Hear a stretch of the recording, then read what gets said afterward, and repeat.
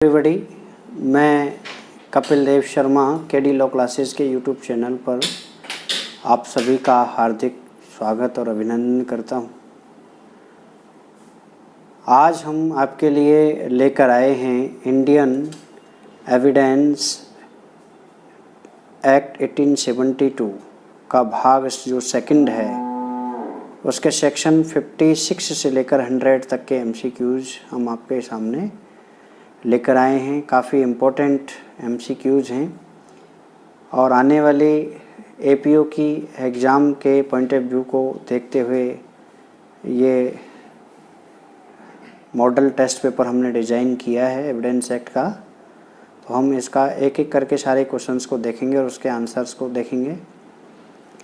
पहला क्वेश्चन है, यदि एक दस्तावेज सम्यक रूप से स्टाम्पित नहीं है, कोई डॉक्यूमेंट अगर ड्यूली फॉर्म में स्टैम्प्ड नहीं है एवं जहां उक्त दस्तावेज को साक्ष्य में ग्रहित कर लिया गया है, उक्त साक्ष्य के ग्रहण को, और ऐसा कोई डॉक्यूमेंट है जो ड्यूली फॉर्म में स्टैम्प नहीं है लेकिन उस डॉक्यूमेंट को एडमिट कर लिया है एविडेंस में, तो उस डॉक्यूमेंट के जो उस एविडेंस के जो एडमिट है उसके ए ऑप्शन देखेंगे, उसी वाद या प्रक्रिया के किसी भी प्रकरण पर प्रश्नगत किया जा सकता है।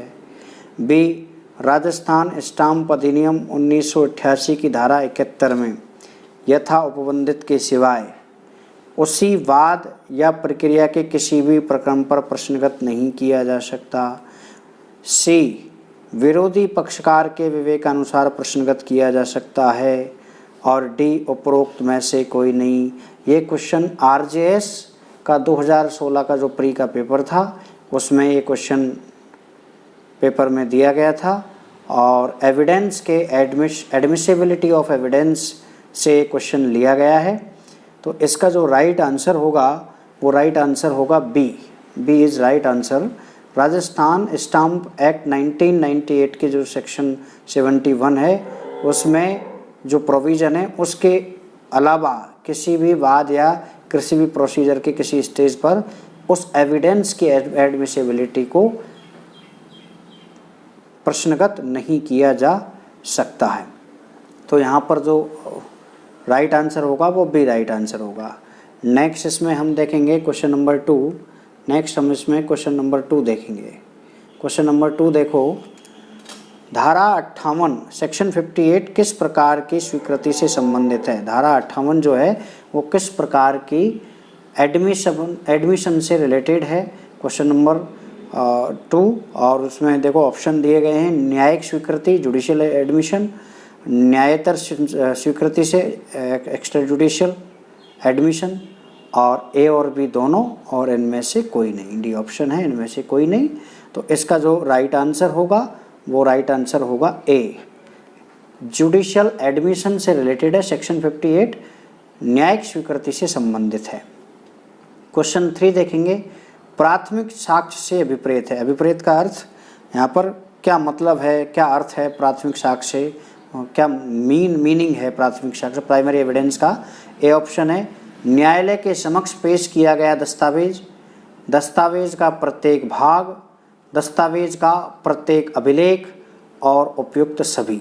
तो यहाँ पर जो राइट आंसर होगा वो डी होगा, न्यायालय के समक्ष पेश किया गया दस्तावेज प्राइमरी एविडेंस होता है, दस्तावेज का प्रत्येक भाग प्राइमरी एविडेंस होता है, दस्तावेज का प्रत्येक अभिलेख प्राइमरी एविडेंस होता है, और डी यहाँ उपयुक्त सभी राइट आंसर होगा। नेक्स्ट आगे आपको ले चलते हैं। नेक्स्ट आप क्वेश्चन नंबर 4 पर आइए। क्वेश्चन नंबर 4 कह रहा है, निम्नलिखित में से सबसे अच्छा साक्ष्य कौन सा समझा जाता है? ऑप्शन ए है प्राथमिक साक्ष्य, बी है अनुश्रुत साक्ष्य, सी है वास्तविक साक्ष्य, और डी है द्वितीयक साक्ष्य। तो क्वेश्चन नंबर 4 का जो राइट आंसर होगा वो ए होगा, प्राइमरी एविडेंस। और ये गोल्डन रूल है एविडेंस लॉ का कि best evidence must be given, best evidence must be given. ये गोल्डन रूल है कि प्रत्येक मामले में सर्वोत्तम साक्ष्य ही पेश किया जाना चाहिए। तो इस तरह के मैटर्स में प्राइमरी एविडेंस जो होता है वो सबसे बेस्ट क्वालिटी का एविडेंस होता है, इसलिए यहाँ पर A is right answer. Next देखो क्वेश्चन नंबर 5, भारतीय साक्ष्य अधिनियम की धारा 60 के अनुसार मौखिक साक्ष्य प्रत्यक्ष होना चाहिए।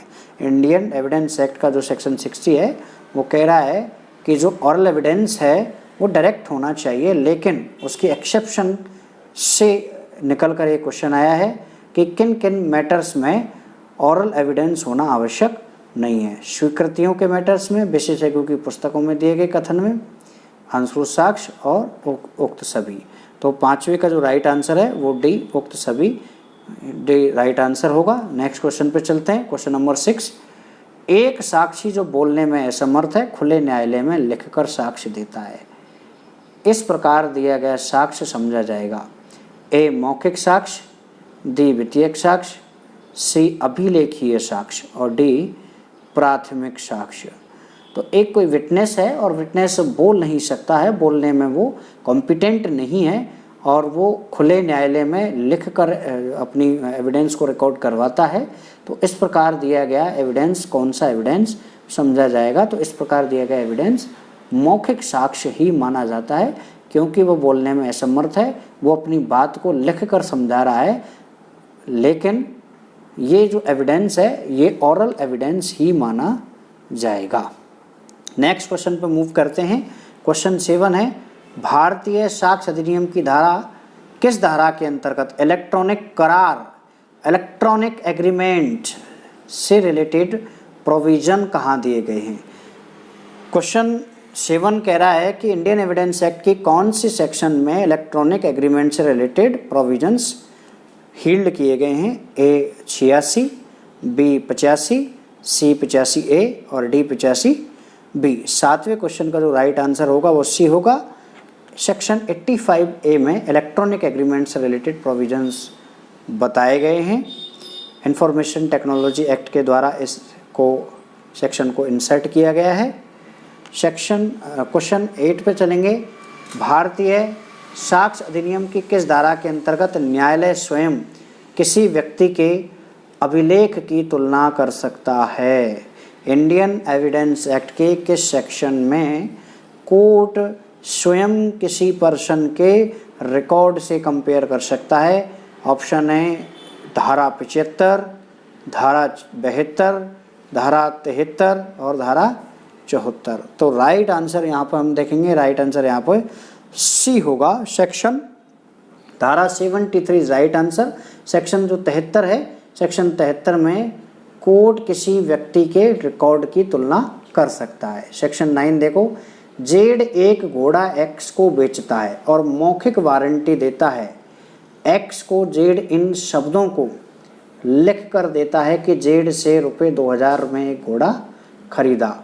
एक्स मौखिक गारंटी साबित कर सकेगा। यह साक्ष्य ग्राह्य है, अग्राह्य, विसंगत है और इनमें से कोई नहीं। जो 90 का जो राइट आंसर होगा वो एडमिट होगा।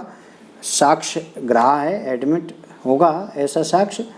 नेक्स्ट क्वेश्चन पे मूव करते हैं। क्वेश्चन नंबर 10, लोक अभिलेखों को साबित किया जा सकता है। पब्लिक रिकॉर्ड्स को हम कैसे साबित करेंगे?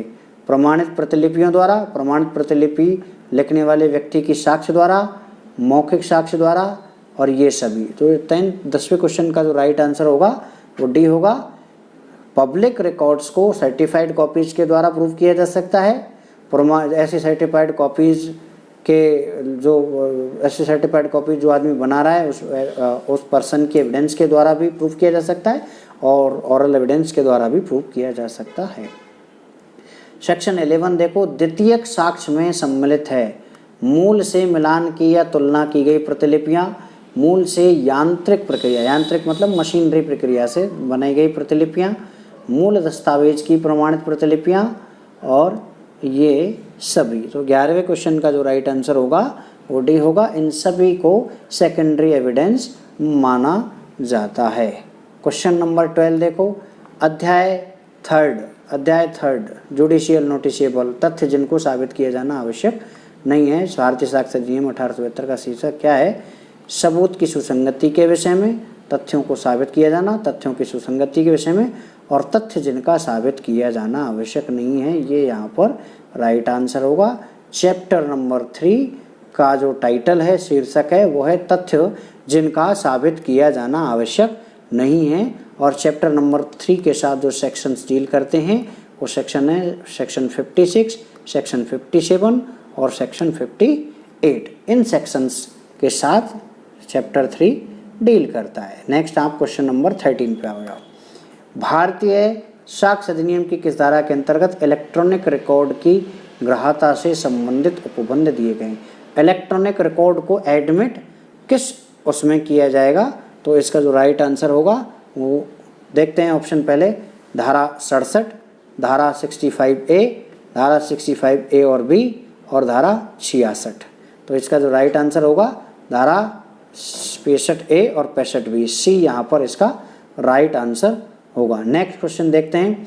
ए ने बी को सै के खेत में, ए ने बै को सै के खेत में चाकू घोंप दिया, घोंपने का मतलब मार दिया। इस घटना को दै ने देख लिया, चश्मदीद गवाह हुआ, आई विटनेस हो गया। ये यहाँ पर इस मामले में अनुश्रुत साक्ष्य है, जो हियर से एविडेंस, अनुश्रुत साक्ष्य है, सुनी सुनाई जो एविडेंस होगी वो कौन सी होगी? ए ऑप्शन है। दै का ये कहा जाना कि मैंने ए को चाकू घोंपते देखा है। से का ये कहा जाना कि दै ने उसे बताया कि उसने ए को चाकू घोंपते देखा है। और ए और बै दोनों, और इनमें से कोई नहीं। तो यहाँ पर 14वें का जो राइट आंसर होगा वो बी आंसर होगा। से का ये कहा जाना कि दै ने उसे बताया, उसको इस तरह अनुश्रुत साक्ष्य मतलब सुनी सुनाई बातें। कोई व्यक्ति किसी घटना को देखता है और उस घटना के बारे में किसी व्यक्ति को कुछ बताता है, वो व्यक्ति आकर कोर्ट में स्टेटमेंट देता है, तो उस स्टेटमेंट को आप अनुश्रुत हियर से एविडेंस, हियर से एविडेंस कहते हैं, हियर से एविडेंस। ठीक है। नेक्स्ट क्वेश्चन 15 पे आओ। निम्नलिखित में से कौन लोक दस्तावेज नहीं है? वसीयत किसी राज्य में रखे गए प्राइवेट दस्तावेजों के लोक अभिलेख, न्यायालय का निर्णय और गिरफ्तारी वारंट। 15वें का जो आंसर होगा, 15वें का जो राइट आंसर होगा वो डी होगा। गिरफ्तारी वारंट जो है वो पब्लिक डॉक्यूमेंट नहीं होता है। ठीक है। नेक्स्ट, वाद के पूर्व पक्षकारों द्वारा स्वीकृति किस धारा के अंतर्गत आती है? तो 16वें का राइट ऑप्शन देखेंगे, धारा 58, धारा 75, धारा 69 और धारा 91। तो 16वें का जो राइट आंसर है धारा 58, वाद के पूर्व पक्षकारों द्वारा स्वीकृति सेक्शन 58 में आती है। और ऐसी एडमिसिबिलिटी, ऐसी एडमिशन को प्रूव किया जाना नेक्स्ट सब्सिक्वेंट जो लिटिगेशन है उसमें ऐसे एडमिशन को प्रूव किया जाना आवश्यक नहीं है। नेक्स्ट देखो 17वां क्वेश्चन। प्रोबेट से क्या अभिप्राय है? प्रोबेट से अभिप्राय है कि अधिप्रमाणित वसीयत, विदेशी सरकारों द्वारा पारित किए गए अधिनियम, मानचित्र का एक प्रकार, संविदाओं का एक प्रकार। 17वें क्वेश्चन का जो राइट आंसर होगा वो अधिप्रमाणित वसीयत, अटेस्टेड वसीयत को प्रोबेट कहा जाता है। निम्नलिखित, नेक्स्ट क्वेश्चन 18 देखेंगे। निम्नलिखित में से किस धारा में तार संदेशों के बारे में अवधारणा की जाती है? धारा 86, धारा 87, धारा 88, धारा 89। प्रजम्पशन है, जो टेलीग्राम्स जाते थे उन टेलीग्राम्स के बारे में, प्रजम्पशन के रिलेटेड एक क्वेश्चन है और ये अवधारणा की जाएगी आपके जो सेक्शन 88 है, सी ऑप्शन होगा यहाँ पे राइट। और सेक्शन 88 में तार संदेशों के बारे में प्रजम्पशन किया जाता है। नेक्स्ट देखो क्वेश्चन नंबर 19। धारा 79 किस प्रकार की अवधारणा के संबंध में है? अवधारणा कर सकेगा, अवधारणा करेगा, निश्चायक सबूत, इनमें से कोई नहीं। 19 क्वेश्चन का जो राइट आंसर होगा बी होगा, शैल प्रिज्यूम है। सेक्शन 99 जो है वो क्या है? शैल प्रिज्यूम है, अवधारणा करने की बात करता है। मैंडेटरी होती है शैल प्रिज्यूम और कोर्ट बाउंड होता है करने के लिए। नेक्स्ट क्वेश्चन नंबर 20 देखेंगे। क्वेश्चन नंबर 20, निम्नलिखित में से किस धारा में मौखिक करार के साक्ष्य का अपवर्जन किया जाता है? ऑप्शन देखो, सेक्शन 89, सेक्शन 91, सेक्शन 92 और सेक्शन 93। ठीक है।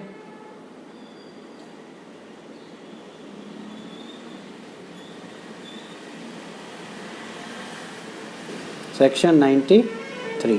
तो यहाँ पर जो राइट आंसर होगा वो सी होगा। सेक्शन 92 एक्सक्लूड करती है ओरल एविडेंस को डॉक्यूमेंट्री एविडेंस के द्वारा। हमारे चैनल को लाइक करें, शेयर करें, सब्सक्राइब करें, और भी हम आने वाले कुछ दिनों में MCQs के नए वीडियो हम लेकर आएंगे। अच्छे अच्छे MCQs एग्ज़ाम के पॉइंट ऑफ व्यू से इम्पोर्टेंट MCQs के वीडियो हम लेकर आ रहे हैं लगातार। आज के लिए इतना ही, धन्यवाद।